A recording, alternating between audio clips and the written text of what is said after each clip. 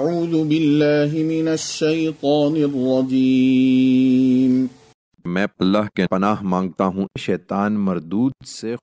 ولا يزال الذين كفروا في مرية منه حتى تأتيهم الساعة بغتة أو يأتيهم عذاب يوم عقيم۔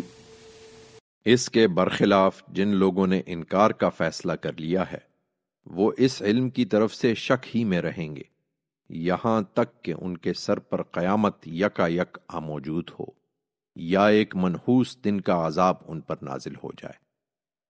الملک یومئذ للہ یحکم بینہم فالذین آمنوا وعملوا الصالحات فی جنات النعیم۔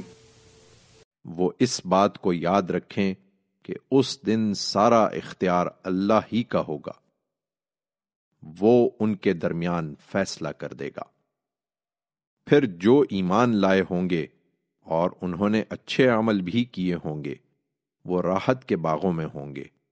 والذین کفروا وکذبوا بآیاتنا فأولئک لهم عذاب مہین۔